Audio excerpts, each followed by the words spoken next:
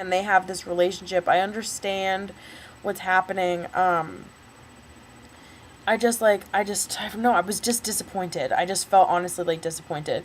So when we got back to campus, all I really wanted to do was just like, I wanted to not talk, and I wanted, if he was lying next to me, it would have been better, but I really just wanted to like be in a field and not in my car, and I wanted to drink, which sounds really alcoholic-y, but I dropped him off, and I couldn't communicate any of these things to him because it was just like too much after being in the car for that long.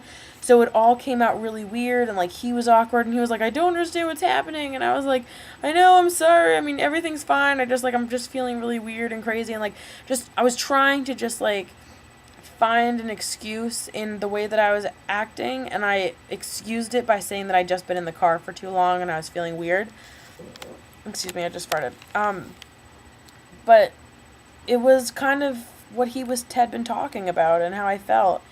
And so I basically went down to the Odell unit where Tom and Hui, and all these other people live, which is where like Tom and Martin and I tend to like hang out on the weekends. So I went down there, and I don't know what I thought was going to be there because Tom wasn't there, and I don't know, I just needed to, I don't know, I needed like comfort, I don't know, I needed to drink, but I don't know, I think I just needed comfort, I needed somebody to like give me a hug or whatever. But basically what happened was I walked in the door and I immediately started crying. Jackie was there, and she saw what was happening. Koshe was there, which was really awkward. I like opened the door, and like they were like, Lindsay, you're back, and they like came over to give me a hug, but I was like collapsing, I was like crying. And I went upstairs with Jackie, and I literally cried and could not breathe, and it was like racking sobs of like complete sadness, and like I haven't cried about it since then. But it was like the worst kind of crying that could ever happen. Like I couldn't move my arms, like I was hugging Jackie and I like couldn't lift them. I was just like, I felt like so sad. And it's just like all of the bad things that I feel about myself, it was like all of that, and my loneliness, and how much I love Martin, and how like perfect I think we are for each other, just like all of it just wrapped together and amplified, and I was crying. It was awful. So then I go downstairs and I like basically chug a beer, or half a beer, because Andrea just like passed me hers. And then they had spent the entire day squeezing oranges and adding vodka to it. So I had like half of this, and I felt sick, and I didn't have any food in my stomach. So I ended up eating like half a loaf of white bread that Lewis had bought, which is awful. I shouldn't eat white bread. And then I go into the field, and I told Jackie what happened. Like, it was just me and her. But, like, the worst part is that I ended up telling a lot of people, even though I didn't mean to, just because, like, I just needed, like, a sisterhood, you know? So, like, I went out to the field, and, like, Jackie came, or no, Hui came, who's basically a girl, and Lydia came, who's dating Lewis, and Andrea, which is unfortunate. And we're standing in the field, and they, like, were holding me, and I was like crying and drunk, and they were like, what the fuck happened? And I was just like, I explained it to them, and they were like, you have every reason to be upset. And the thing is like, I don't have every reason to be upset, because he said like we're just friends, and like, and what, like, I feel overwhelmed because I have these like really weird mixed emotions about whether or not, like, I try to tell myself that I can't have him. Like, Alice has him. Whether they're together or whether they're not together, they only just broke up. They were together for a really long time. So, currently, she is his. And every second that I spend with him is kind of a gift. And I'm like, I'm his friend, and I'll always be his friend no matter what, if that's what I want, and it is what I want. So I need to chill the fuck out and just let it be, because what I've been doing for the past 3 days is just ruining it. Because I've been feeling awkward, and I was sort of like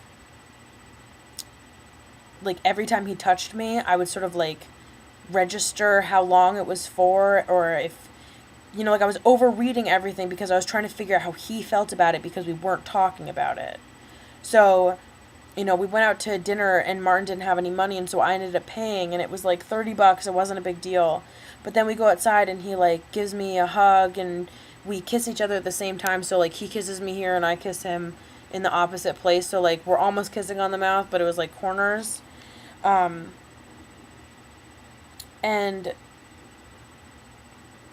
I talked to Tom about it after we picked him up, and he was like, the thing is like, I knew that something like this was going to happen because you're really affectionate towards him and he's really affectionate towards you, and I could feel that this was going to happen. And I don't know, like, it's just like all these things because, like, I think there are all these little moments when he's sober and I'm sober, and it could be that he liked me. I can't even, I need to, like, resume talking about this when I'm fine. But anyway, tonight, basically what happened was the whole thing culminated to just a bunch of awkward moments. And when I had left the room, he asked Tom if I liked him and if that's why I was being really awkward. And Tom told me. So then on the way back to our dorms, I said to Martin, I was like, this is really awkward for me to talk about because, like, I know that I've been awkward, and I sort of said that, I said basically that I was frustrated with that, okay, what I basically told him was that we had spent all this time together over the break, and so I had adjusted to seeing him constantly and to being around him, and that now we were back on campus and I was back to sharing my time, and so I was just feeling like a little bit weird, and I was just like getting reused to just like not being able to go up to him and like give him just a giant hug because Alice could see. And then I told him that the whole thing was amplified because I also felt awkward that he might think that my awkwardness was because he thought that I liked him. And so I needed to make it clear to him that I didn't like him. And so I did.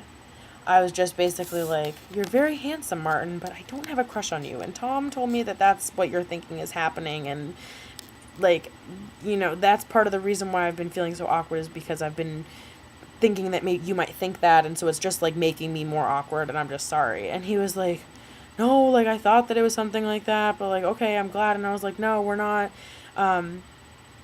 And I told him that, like, I've been overreading every time he touched me because I thought that he might think that I liked him. Like, blah, blah, blah. The big circle of fucking life. And the whole thing's a lie because I don't have a crush on him. I'm in fucking love with him. And I can't handle myself. And I just want to spend every fucking second with him. So, anyway. I'll make another video later when I'm in a more mental state. It could be that this doesn't even upload to YouTube because it's 30 minutes long. Story of my fucking life. But anyway, that's what happened. And I love you. So...